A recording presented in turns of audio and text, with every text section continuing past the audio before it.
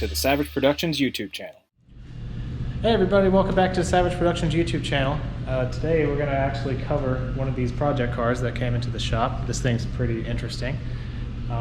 You all may have noticed in one of my other videos, in the background of one of those videos, a 55 Impala Biscayne black and white car. We had that in here. We were doing some recording on it on the different stuff that we were doing, but Dad didn't have a camera, so he didn't actually finish off that video. But he went ahead and sent that car out, and in the middle of us having that car here, the owner actually went out and bought this car from actually the same guy who he bought the Impala from. There's a little interesting story behind that, but this thing is a 55 Studebaker Commander painted in this amazing salmon color. Yeah, I think they call it salmon. Probably. That's what it's called. Salmon and black paint scheme. Very, very 50s. Yeah, that was one of the color schemes that they had back then. Yeah. So it's kind of cool. It's really all original. Like this thing's got 38,000 and some change. Original 38,000 miles.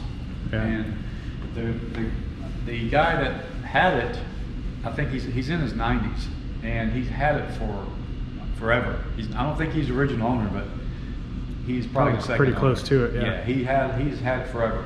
That Impala, that 61 Impala, he had that one forever too. Oh, that one was a 61. So that's how Yeah. I got mixed up. Yeah, the Impala was a 61 4-door, and he got, the guy that now owns this one, bought that one from the old man, and then he had that car painted. He did some stuff to it. And he brought it in here for us to do work to, and we got all that. The problems kind of situated for him.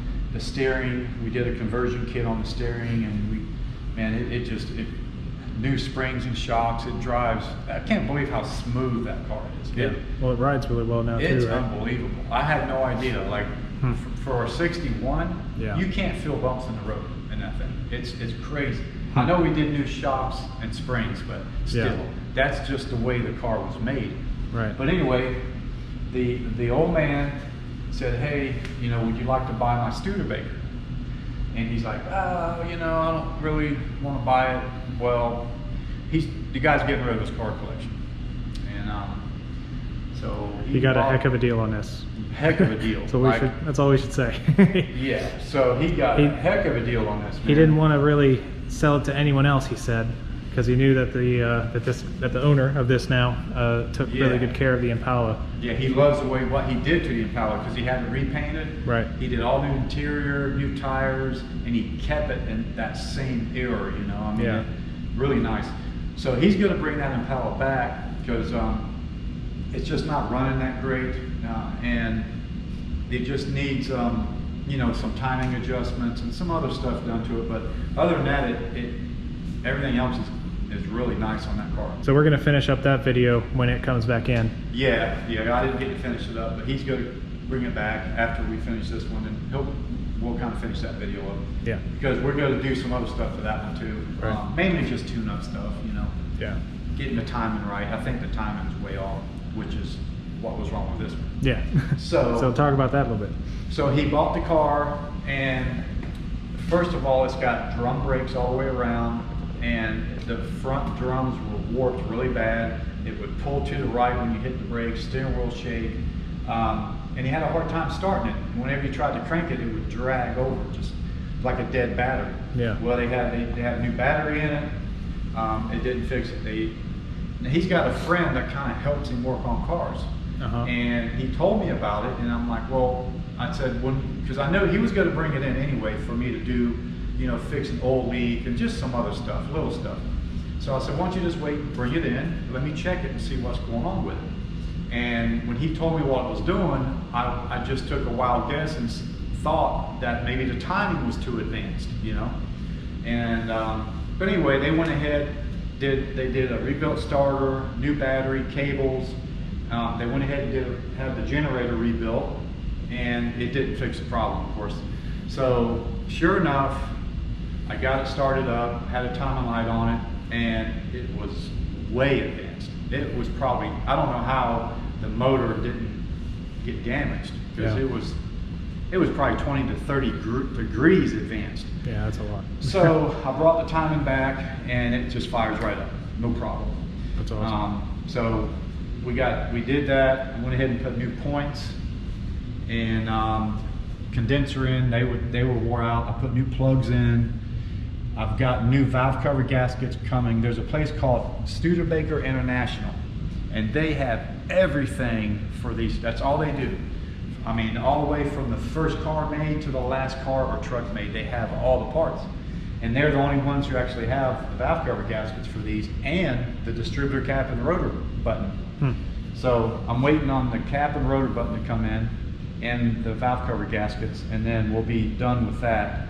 But I went ahead and fixed the brake issue, got the drums resurfaced, which they were just warped. But they were real thick though. Somebody put new shoes on it, but they didn't get them resurfaced. So O'Reilly's took care of us on that. They went ahead and resurfaced them. The back ones were in good shape. Got them adjusted all good. So that should take care of that. The front end is really tight. There's no sloppiness in the steering.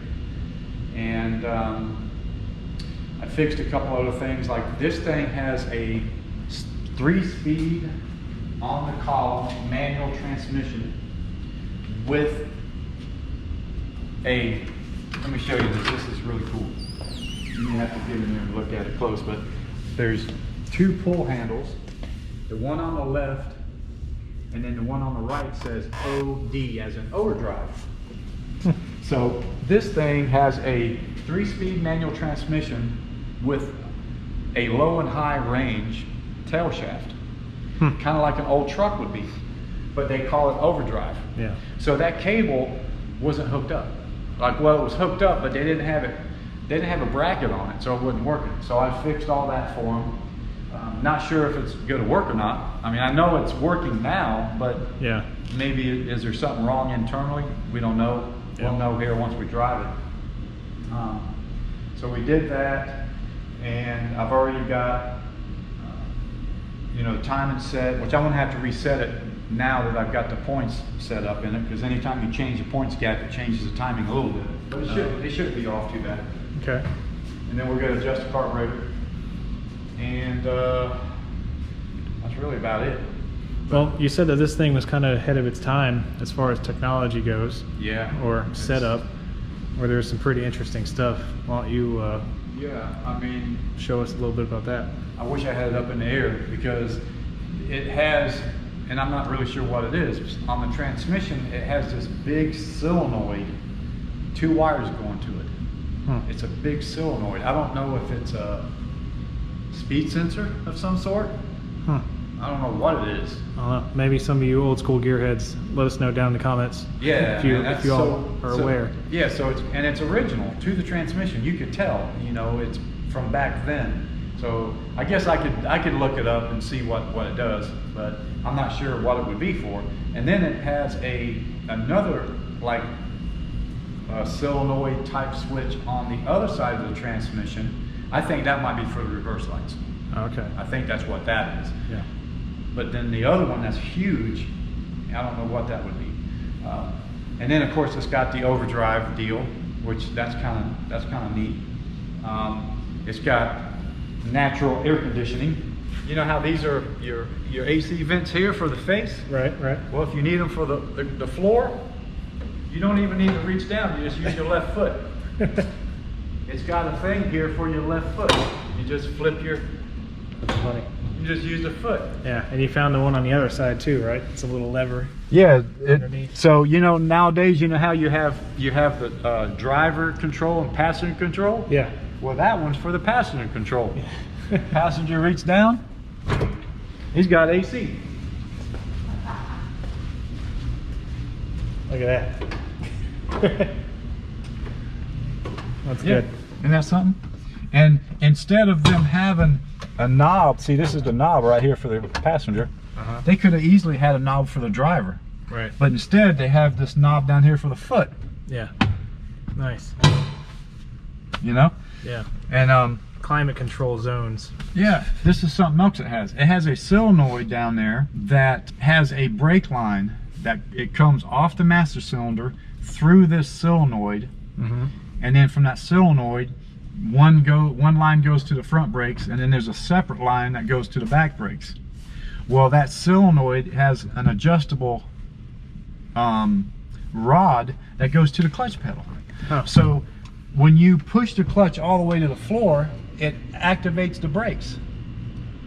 So if you're on a hill, but you're supposed to, you only push the clutch down so far to actually work the clutch. But then if you push it to the floor, it like stops. But it doesn't do that. It's not adjusted right. But that's what that thing is for. Interesting. So that seems to be a little dangerous to me. Maybe that's why the front drums are so warped. Maybe that they didn't know that, and it's activating the brakes or something. I don't know. Maybe it's a line lock. Yeah. Well, you did say this thing had what, 172 or? Yeah. So this one's got, it's a V8. It's a 259 cubic inch, I think it was, and it has a 4-barrel on it. Yeah. For a little motor like that, they had 2 barrels and 4 barrels. And then I think in like 1956 they came out with a 289, which might have been a Ford motor. Yeah. I don't know, but yeah. So it's got 39,000. What was the horsepower? What's that little sheet say? Was it? It was this one here, wasn't it? Yeah, it was on the bottom. That black. Yeah. heading. Well, it's weird. So it's a 259 cubic inch, and that's what this one is. 162 horsepower, 170, 180, 185, or 195. Yeah, so it had different options. Yeah, it had different options. So you think with the 4-barrel, this probably was... it was probably a little bit more. Yeah. That's pretty good for back then. Yeah. I don't know what the trim level was. This was kind of a high-end trim level. When I talked to the guy at Studebaker International, I gave him the tag number for the body, the VIN for the body. And he basically said, he confirmed it was a 1955 4-door sedan, Commander. But then he mentioned there was another, it was a trim level that he mentioned, and I forget what it was, but it was a kind of a high-end trim level, which included, you know, like the mirror and all the stainless and just all that fancy stuff. But what's weird is this one didn't have a radio. This is where the radio would be. See, they even they put little fake things in it. Yeah, I guess that's where the radio would go. And then this must be, you know, where it's a blower or something, because it has air. This is off, low, and high. That must be the blower motor, the fan. And that might be where the heater duct is. Oh, okay. And then that's defrost. So it's got, you can't really see it, but these are, that's where the defrost comes up through here. Yeah. Nice. See how it flares up? That's kind of different. And then you got lights here, and then the wipers are here, and there was something else right here. I don't know what that would have been. And then this one didn't have a cigarette lighter. It does have the ashtray. It does have the ashtray. And then there was something else that went here. Maybe a second ashtray, I don't know. So yeah, it's pretty cool though, man. The way they've got, you know, this thing laid out. Every time I get in it, I feel like I'm in Happy Days. The Fonz, man, hey. Well, the funniest thing is when you're looking at you sitting in the driver's seat from the back. When you pulled it out of the shop one time, it definitely looked like that. Yeah. It just, but man, it's in such good shape. Yeah. I mean, all these door panels, the seats and everything, you know? Yeah. Little time capsule. And it's the underside of it is, I mean, it's just pretty clean under there too. Yeah, it's pretty clean. Check out this trunk too. We got the fuel door lid that comes up. Yeah, they had to be different. And they made some pretty nice trucks. I was lucky, you know, I don't really like the Studebaker stuff, but they had some pretty nice trucks back then. So you still got the original tire. That's the original spare tire that came on the car. Definitely. Isn't that something? So I don't know if it had the original tires on it when he bought it.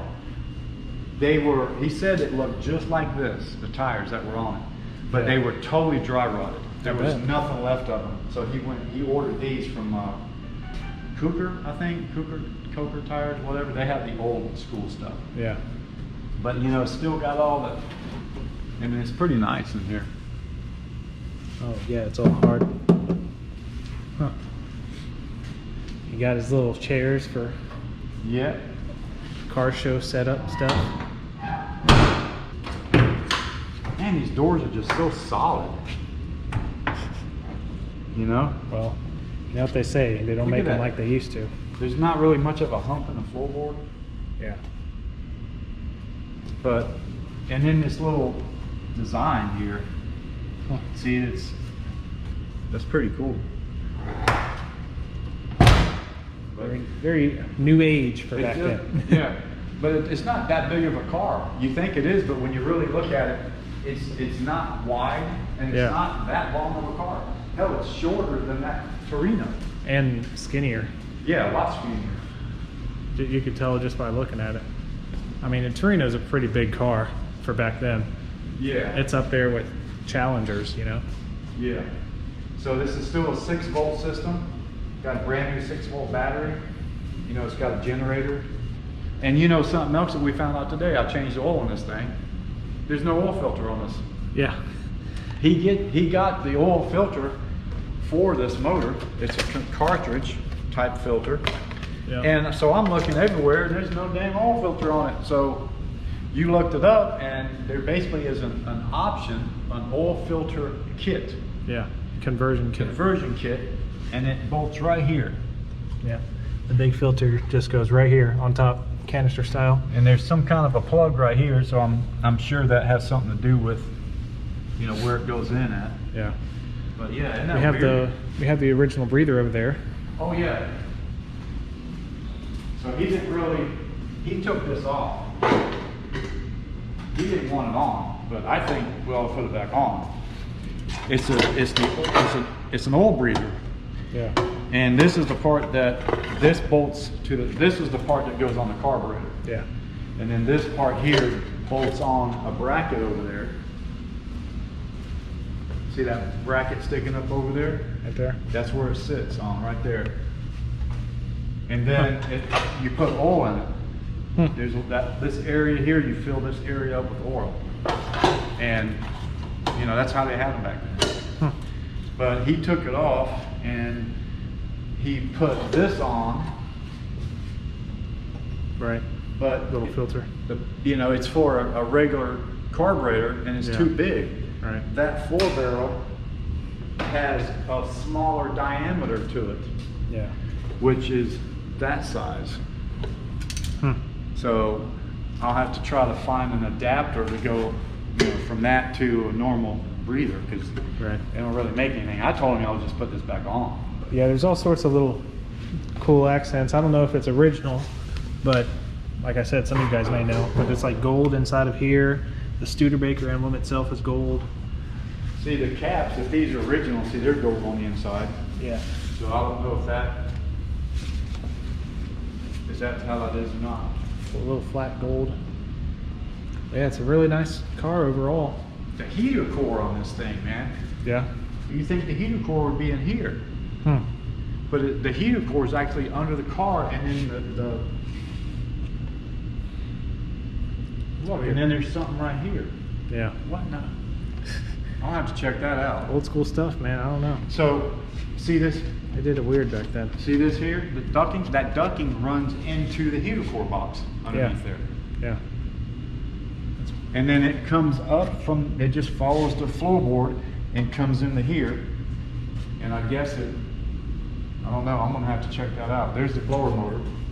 So evidently, okay, so this comes out of the motor, goes into here, but you can see it just tees in right here. Yeah. And then it comes back out and goes down underneath. I don't know how that works.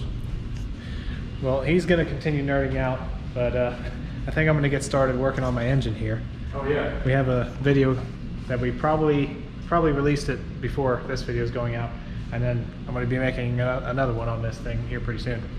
But that's going to do it for us showcasing this car. It's pretty cool. I thought you guys might like it, just see a little glimpse of history here. There's a lot of cool design features on these things that you never see on newer cars.